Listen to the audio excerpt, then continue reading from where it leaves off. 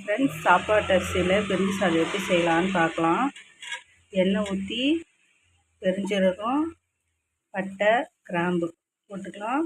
போட்டுட்டு வெங்காயத்தை நல்லா வதக்கிட்டு, அடுத்து இஞ்சி பூண்டு பேஸ்ட்டு போட்டு வதக்கிட்டு, அடுத்து ஒரு பெரிய தக்காளி போட்டு வதக்கிட்டு, ஒரு 4 பச்சை மிளகாய் போட்டு வதக்கிட்டு, கொஞ்சம் உப்பு போட்டுக்கலாம்.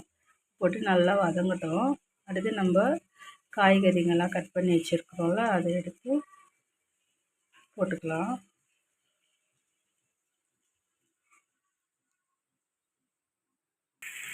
தக்காளி நல்லா வதங்கி வந்துடுச்சு. இப்போ நம்ம கட் பண்ணி வச்சுருக்கிற காயெல்லாம் சேர்த்துக்கலாம். கேரட்டு, ஒரு பெரிய கேரட்டு, ஒரு பெரிய உருளைக்கிழங்கு, பீன்ஸு, அடுத்து பட்டாணி, பச்சை பட்டாணி உரித்து சேர்த்துக்கினேன்.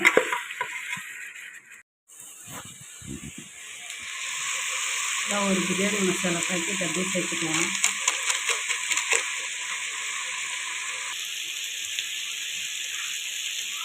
கொஞ்சோண்டு மஞ்சள்தூள் சேர்த்துக்கலாம். தண்ணி 2 ஸ்பூன் சேர்த்துக்கலாம்.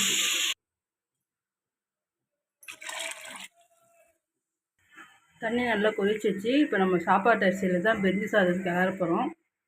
இப்போ அரிசி போட்டுக்கலாம்.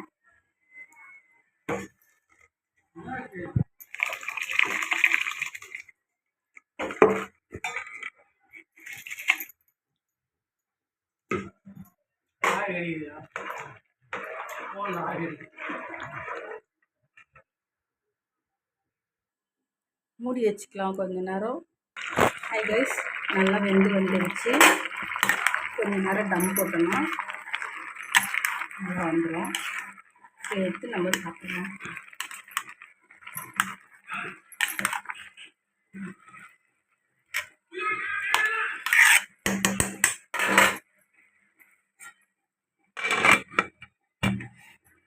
ஸ்டவ் ஸ்லோ பண்ணிவிட்டு ஒரு 5 மினிட்ஸ் டம் போட்டுட்டு அப்புறமா நம்ம சர்வ் பண்ணலாம். சூப்பராக வந்துடுச்சு. நல்லா சாப்பாடும் நல்லா வெந்து வந்துருக்கு. ஒரு 2 மினிட்ஸ் வெயிட் வச்சுக்கலாம். கொஞ்சம் தட்டு போட்டு மூடி ஸ்டவ் சிம்மில் வச்சு ஒரு 2 மினிட்ஸ் வெயிட் வச்சுக்கலாம். அதுக்கப்புறம் கொஞ்சம் தண்ணி இருந்தாலும் ட்ரை ஆகிடும். அப்புறமா சாப்பிட்றதுக்கு நல்லாயிருக்கும். அவ்வளோதான், ரெடி. பிரிஞ்சி சாதம் தயிர் பச்சடியோடு வச்சு சாப்பிட்லாம். வீடியோ பிடிச்சிருந்தா லைக் பண்ணுங்கள்.